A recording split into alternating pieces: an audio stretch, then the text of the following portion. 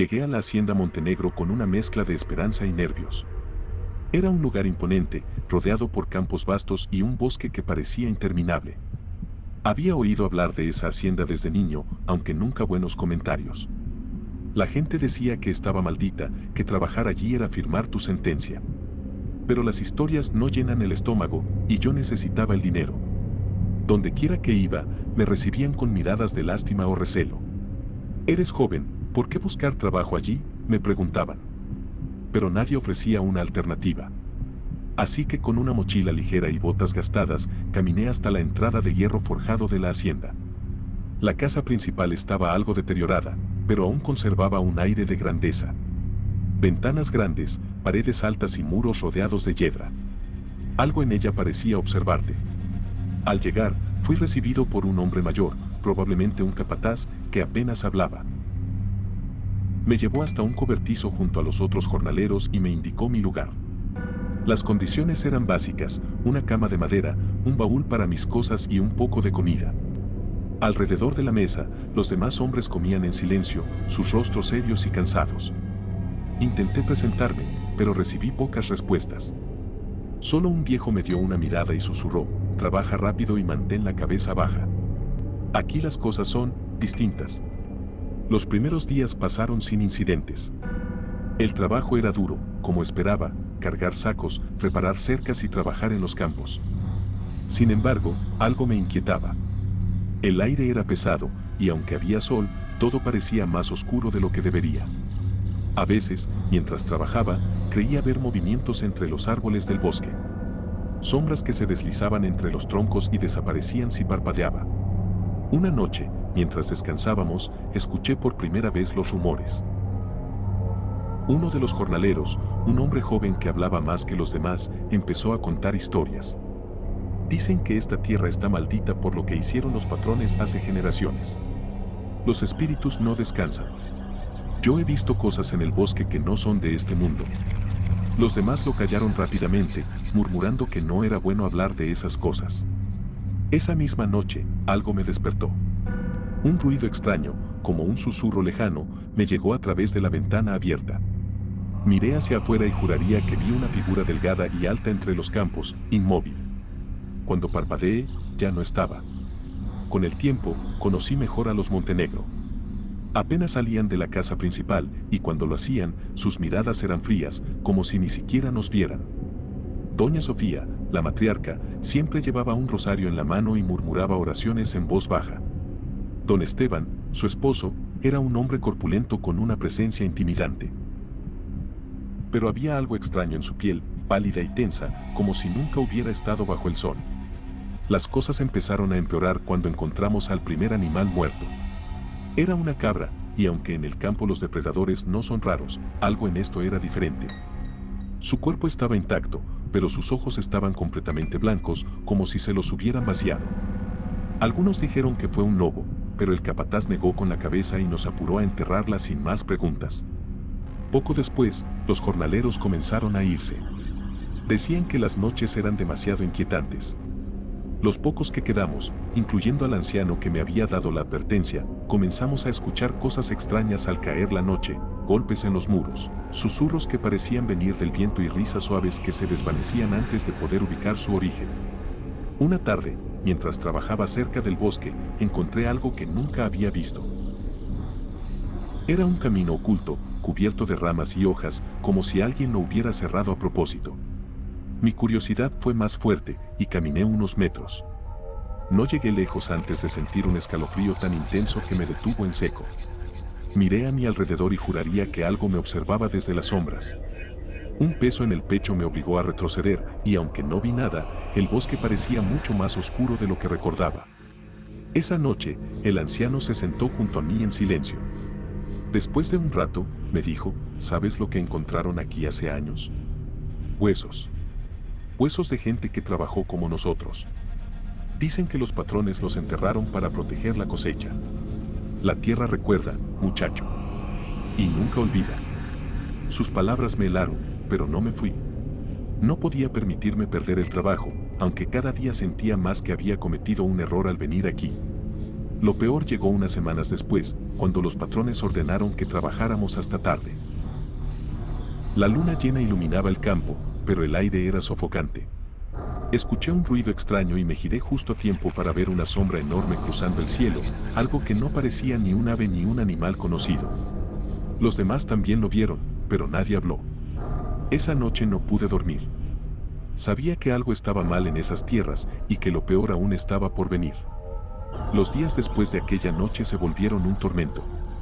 Las sombras, los ruidos, las historias que los demás susurraban en la oscuridad, todo parecía acumularse como una carga insoportable.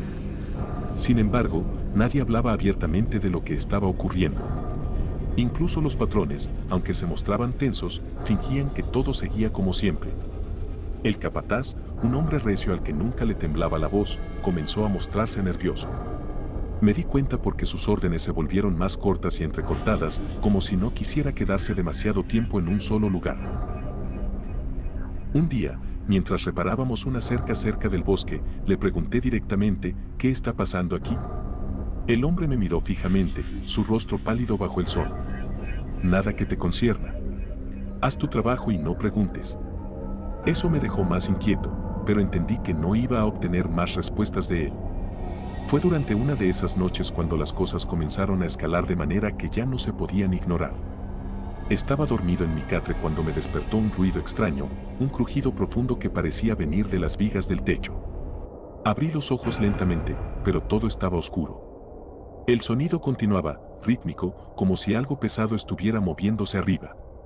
Un segundo después, escuché un grito ahogado. Provenía de uno de los jornaleros que dormían cerca. Me levanté de golpe y vi que varios ya estaban despiertos, mirando hacia el rincón más alejado del cobertizo.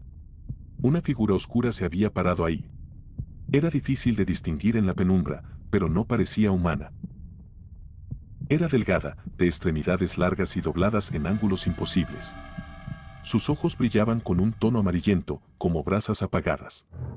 Alguien gritó, y la figura desapareció en un parpadeo, como si nunca hubiera estado ahí. Pero el pánico ya había cundido entre nosotros. Algunos empezaron a empacar sus cosas esa misma noche, jurando que no iban a quedarse un día más. Otros, como yo, permanecimos, aunque el miedo era casi palpable en el aire. Al día siguiente, mientras trabajábamos, el capataz reunió a los que quedábamos. Esto no es más que una histeria colectiva, dijo, aunque su voz temblaba ligeramente. Aquí no hay fantasmas ni demonios. Solo animales salvajes y mentes débiles. Pero nadie le creyó. Especialmente después de lo que encontramos esa tarde. Estábamos limpiando un viejo almacén de herramientas que había estado cerrado por meses. Cuando abrimos la puerta, el olor nos golpeó como una pared. Era un hedor dulce y nauseabundo que me revolvió el estómago. Dentro, encontramos algo que jamás podré olvidar, una pila de animales muertos, perfectamente alineados, como si alguien los hubiera colocado ahí con un propósito. Las cabras, las gallinas y un par de perros estaban completamente secos, como si algo les hubiera absorbido toda la sangre. Sus cuerpos estaban intactos, pero sus ojos eran blancos y opacos, igual que la cabra que habíamos encontrado semanas atrás. Esto no es un animal salvaje, dije en voz baja, y los demás asintieron. El capataz, sin embargo, no quiso escuchar. Cierren esto. Nadie dice una palabra. Pero ya era demasiado tarde. Esa misma noche, el cobertizo quedó casi vacío. Los pocos que quedamos empezamos a hablar más abiertamente.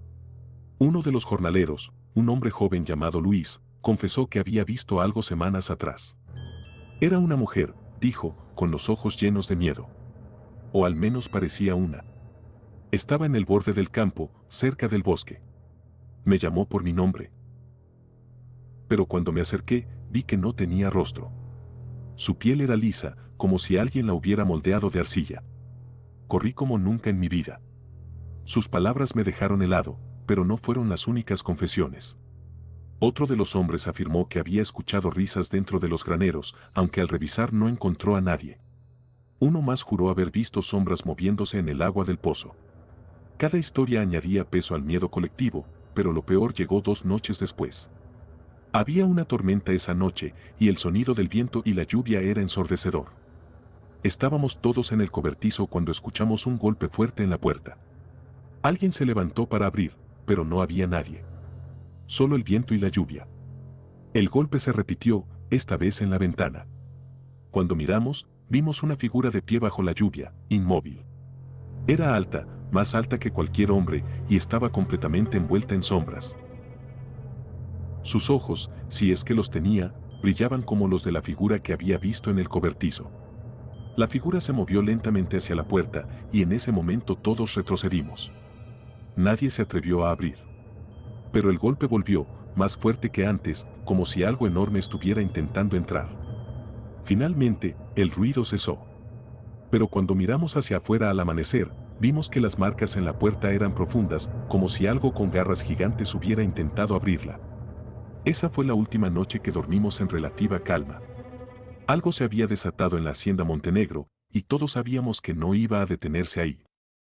Después de esa noche, todos sabíamos que algo había cambiado para siempre en la hacienda Montenegro. Aquello que nos acechaba no solo era real, sino que parecía decidido a hacernos entender que no estábamos solos, que ese lugar ya no nos pertenecía. Aún así, nadie hablaba de irse. Los jornaleros que quedábamos, que apenas éramos 5 o 6, sentíamos un extraño peso, como si algo más fuerte que el miedo nos atara a la tierra. Tal vez era el orgullo, la necesidad de no ceder ante lo desconocido, o quizás una oscura fascinación por lo que pudiera pasar después. Fue una madrugada cuando ocurrió algo que rompió cualquier lógica que pudieras intentar aplicar a lo que estábamos viviendo.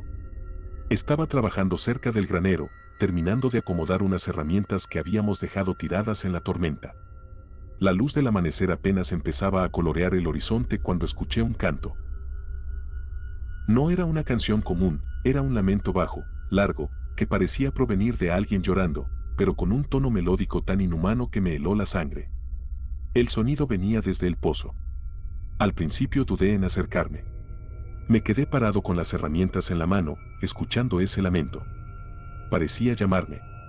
Pero algo dentro de mí, quizás una mezcla de instinto y estupidez, me empujó a avanzar. Me acerqué al pozo lentamente, sintiendo como el aire a mi alrededor parecía volverse más frío con cada paso. Cuando llegué, me incliné para mirar hacia adentro. La oscuridad del pozo parecía más profunda de lo que debería, como si no tuviera fondo. Y entonces lo vi, dos ojos brillando desde las profundidades. No eran ojos humanos. Eran grandes, alargados, y reflejaban la luz del amanecer como el metal pulido. Retrocedí de golpe, tropezándome con mis propios pies y cayendo al suelo. Fue en ese momento que el lamento se convirtió en una risa. No una risa fuerte, sino un sonido bajo, burbujeante, como si algo se estuviera ahogando en el agua. Me levanté tan rápido como pude y corrí hacia el cobertizo, dejando las herramientas tiradas en el suelo. Esa misma noche, el capataz reunió a todos los que quedábamos. Su rostro estaba tenso, pero sus ojos estaban llenos de algo que no era miedo, era determinación. Esto se acabó, dijo con un tono que no admitía discusiones. Vamos a enfrentarlo. Lo que sea que esté aquí, lo vamos a sacar. No sé si alguien realmente creía que podíamos hacer algo, pero todos asentimos. Tal vez porque no queríamos que el capataz pensara que éramos cobardes. O tal vez porque sabíamos que no había otra opción. Esa noche, armados con linternas, machetes y la poca valentía que nos quedaba, nos dividimos en grupos para vigilar diferentes áreas de la hacienda. A mí me tocó quedarme cerca del bosque, junto a Luis.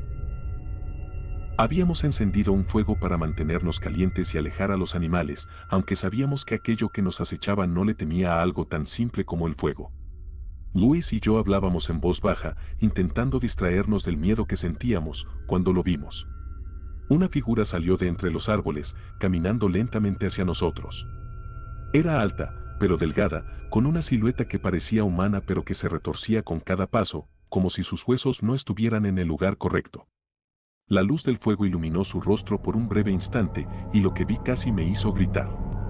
No era un rostro humano. Era un amasijo de carne y sombras, con ojos que brillaban como los del pozo y una boca torcida en una sonrisa grotesca.